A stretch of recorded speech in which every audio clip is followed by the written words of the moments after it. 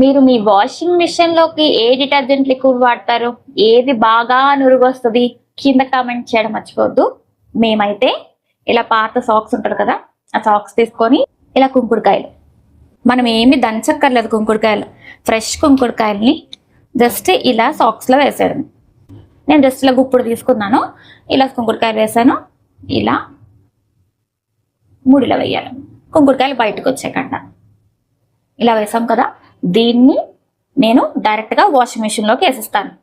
ఆ తరువాత ఇది ఆల్మోస్ట్ ఒక 4 to 5 వాషెస్కి అయితే వస్తుంది ఈ కుంకుడుకాయలు.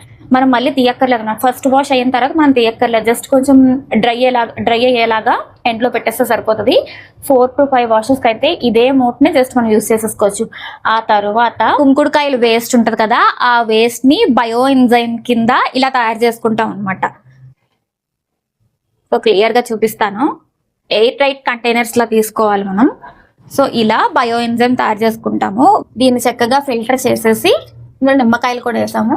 ఫిల్టర్ చేయకుండా ఉన్న లిక్విడ్ చూపించాను కదా, అది ఫిల్టర్ చేస్తే ఇలా లిక్విడ్ డిటర్జెంట్ లా అవుతుంది అనమాట. వాషింగ్ మిషన్ లో మనం చక్కగా ఇది వేసుకొని వాష్ చేసుకోవచ్చు. అసలు వేస్టే లేకుండా ఎకో ఫ్రెండ్లీ, లో కాస్ట్ లో ఇలా లిక్విడ్ తయారు చేసుకుంటాము. ఈ బయో ఎంజైమ్ ప్రిపరేషన్ మీరు కూడా నేర్చుకోవాలి అనుకుంటే April 19th జరగబోయే 1 day workshop, little Jan explorers workshop గురించి చెప్పాను కదా, ఆ వర్క్షాప్లో మీ పిల్లలకి రిజిస్టర్ చేయండి. మీ పిల్లలతో పాటు మీరు కూడా వచ్చి నేర్చుకోవచ్చు.